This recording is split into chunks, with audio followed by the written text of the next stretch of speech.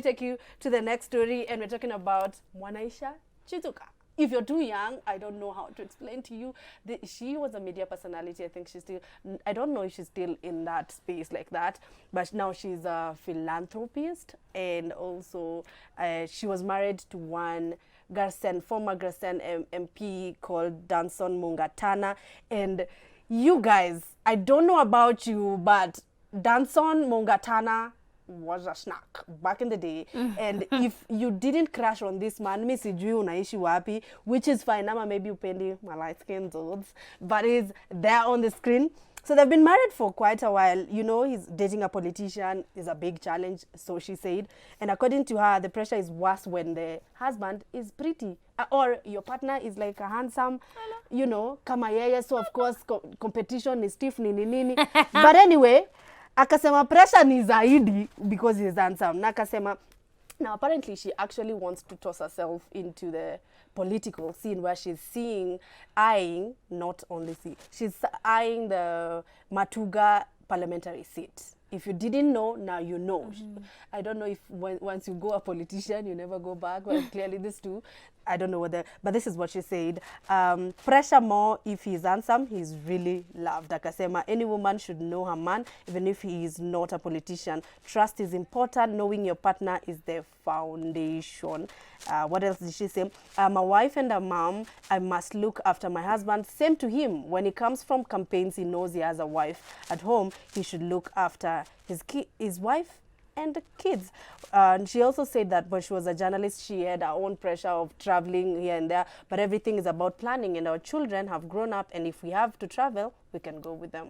So jua ni pressure. Ukiwa na murus mwenye ni mrembo hivi, Joyce anapenda kuwaita cute pretty boys. Pretty Those boys. are pretty boys. And I told niliwaambia nini, you can't date someone prettier than you. I can't love Joyce. Don't date someone prettier than you. Shots fired. Stress. No, he can be handsome, but he can't be prettier than you. You know what I mean? Yeah. Okay? So pretty is like those. My light skin tendencies are unnecessary. I don't know, but you know, I think beauty lies in the eyes of the person who's looking at whatever they're looking at. You know?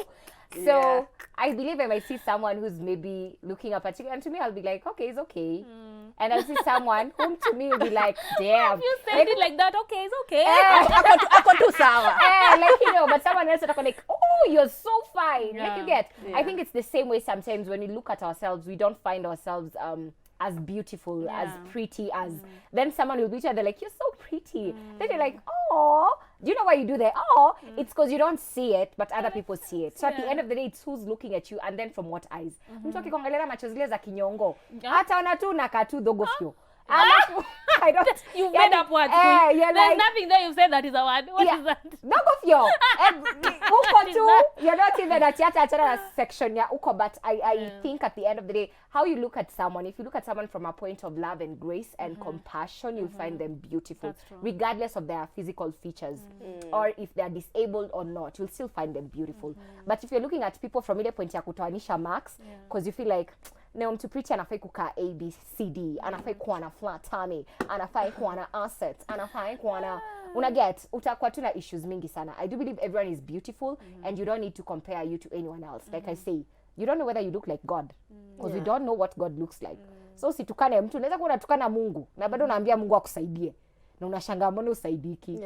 Tafakari. But let me tell you, all these men that I'm usually sijui thirsting over, I'm like, oh my God, I never date them. And that's why, because they're prettier than me. You'd rather just thirst. Let me just thirst from a distance. But let me tell oh you. my God, that man is so far. Oh my God, I'll even post him on like my Insta stories. I would never date him. But let me tell you the prettiest thing in a human being. The heart. Do you have a pretty heart? Ask yourself that question. You may be very beautiful here with an ugly heart. Very dark. Ngonzio. That one. You know, it's so funny because we were even talking about it the other day with some friends, and we were saying how, you know, sometimes you'll see like a pretty woman with like not the most handsome guy. And what I was explaining to them was, oh, mse anampatia kitu wezi mpatia. Just because you think you're handsome and you have money, this guy that you're thinking is average or ugly is giving her everything. that she cannot get from these other guys. Like some babe from Nigeria called, I think, Regina Daniels. She's an actress and she's married to this old man, and people are always like hurling insults at her, saying how unachuza aje mtu kaa huyo, and then you know she's somewhere in the like unimdem ako kwa TV and she's done so many shows. She would get anyone she wants, but she chose this billionaire. Well, not because maybe not. Lakini ni sawa tu. Next. Who has the next story? I did some words. You should fall in love na kitu mpaka ukasema surely.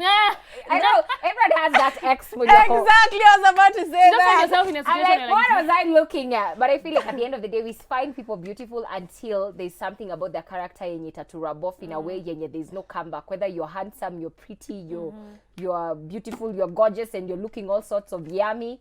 Like your character can make all of that not even to matter. Exactly. Yeah. So I do believe in choosing character over looks, because hizi looks zinaanza potea. Pita huko uchapwe nini sura nini side moja, then unitafuta mtu juu ya luku. Luku itakufanyia ile kiru. But anyway,